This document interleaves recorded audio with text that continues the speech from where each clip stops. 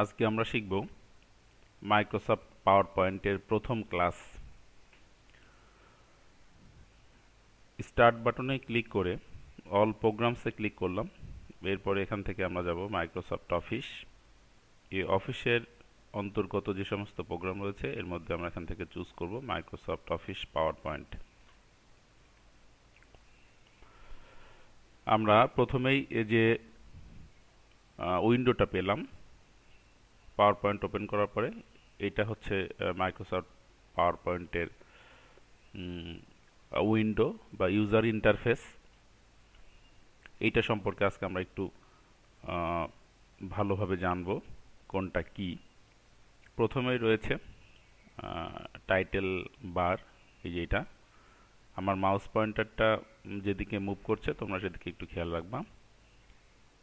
প্রথমে রয়েছে title bar, কর্নারের দিকে রয়েছে তিনটা বাটন যা আমরা ওয়ার্ড এক্সেলে দেখে এসেছি। Minimize button, restore down, close button. এখানে রয়েছে খুব গুরুত্বপূর্ণ একটা বাটন, অফিস বাটন। এখানে ক্লিক করলে আমরা যে নিচে লিঙ্কগুলো পাবো, new, open, save, print, send, publish, close, এই সমস্ত ব্যাপারগুলো। আর ঠিক তার পাশেই রয়েছে কুইক অ্যাক্সেস টুলবার, যেখান থেকে আমরা বিভিন্ন লিঙ্কগুলো যা আমাদের সচরাচর সবচেয়ে বেশি ব্যবহার হয় সেগুলো আমরা এখানে সংযোজন বা বিয়োজন করে রাখতে পারবো। কুইক অ্যাক্সেস টুলবার এখানে দেখা যাচ্ছে সেভ বাটন রয়েছে, আন্ডো, রেডো এগুলো রয়েছে। এরপরে নিচে এই যে একটা বার দেখা যাচ্ছে, এই বারটাতে কতগুলো ট্যাব সংযোজিত রয়েছে। ট্যাব, কতগুলো tab, home tab, insert, design, animation, এরকম বেশ কিছু ট্যাব রয়েছে।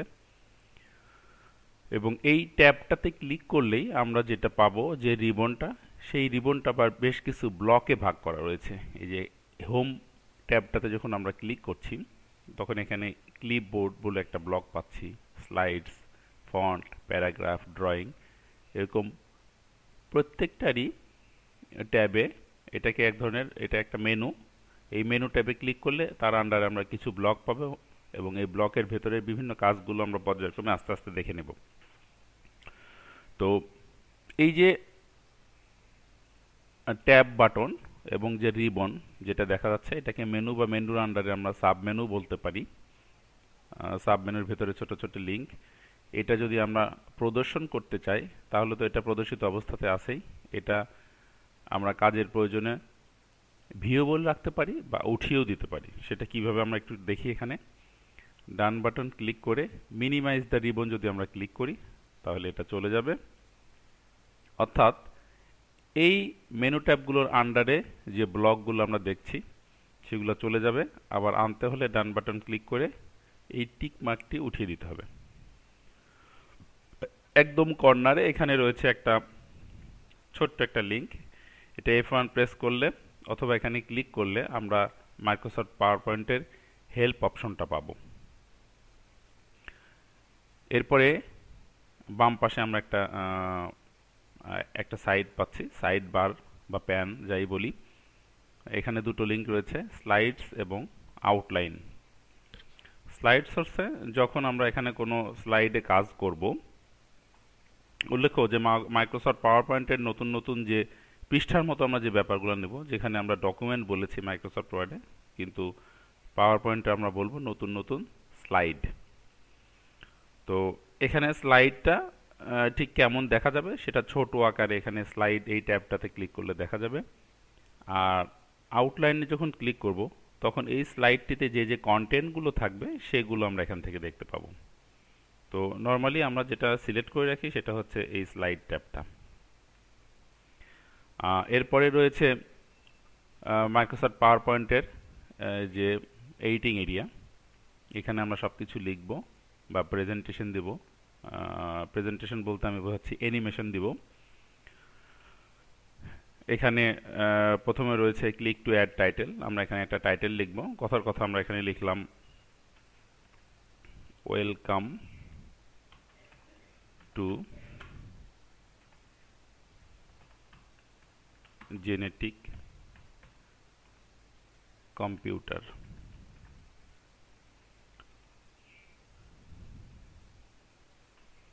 Click to add subtitle. সাবটাইটেলটা লেখার জন্য আমরা নিচে ক্লিক করলাম। এরপর এখানে আমরা লিখছি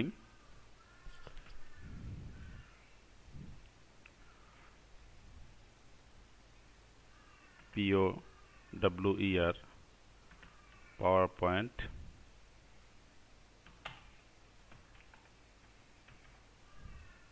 ক্লাস 1। তো এখানে এই ব্যাপারটা আমরা একটু বোঝার জন্য দেখি। স্লাইডে আমরা ক্লিক করলে কি হচ্ছে, স্লাইডটা এখানে ছোট আকারে শো করছে এই পাশের এই প্যানটিতে, সাইড বারটিতে। আর আউটলাইন যখন ক্লিক করছি তখন এই স্লাইডটিতে যে কন্টেন্ট রয়েছে সেটা আমরা দেখতে পাচ্ছি। আচ্ছা, এরপরে নিচে রয়েছে আরেকটা অংশ, এখানে লেখা আছে ক্লিক টু অ্যাড নোটস। অর্থাৎ এই স্লাইড সম্পর্কে কোনো নোট যদি আমি লিখে রাখতে চাই তাহলে সেটা এখানে লিখে রাখবো। এটা আসলে প্রিন্ট হবে না, জাস্ট যে ইউজারকারী এই স্লাইড সম্পর্কে একটা ধারণা বা ডেসক্রিপশন দেওয়ার জন্য এখানে আমরা লিখে রাখতে পারি। যেমন এখানে আমরা লিখে রাখছি it is a new page for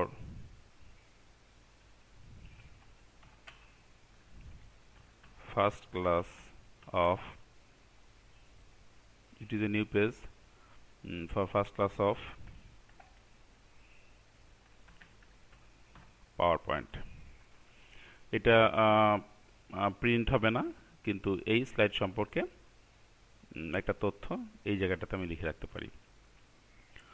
একদম নিচে যেটা রয়েছে এটাকে আমরা বলবো স্ট্যাটাস বার। একদম নিচে যেটা রয়েছে এখানে একটা জিনিস শো করছে স্লাইড 1 of 1। আমরা কত নম্বর স্লাইডে আছি সেটা দেখা যাচ্ছে।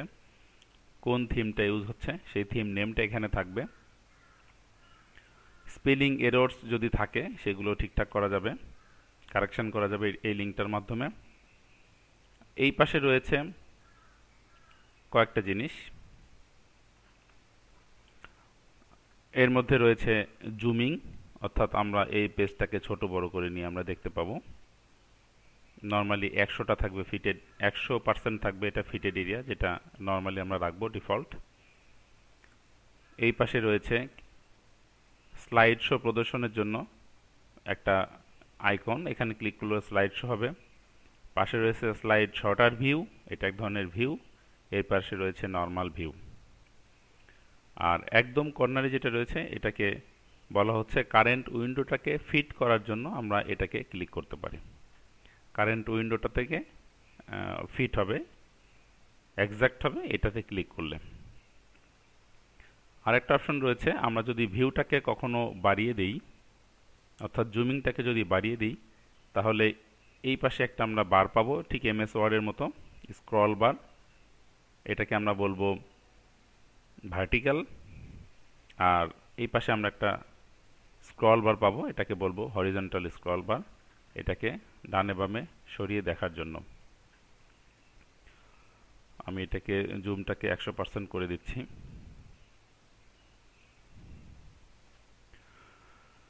তো শিক্ষার্থী বন্ধুরা, আজকে আমরা মাইক্রোসফট পাওয়ার পয়েন্টের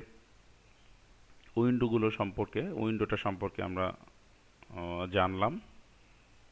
সবশেষে এটা বলতে চাই যে মাইক্রোসফট পাওয়ার পয়েন্ট একটি চমৎকার সফটওয়্যার। প্রেজেন্টেশন সফটওয়্যার হিসেবে কোনো তুলনাই হয় না। বিভিন্ন ধরনের গ্রাফিক্স,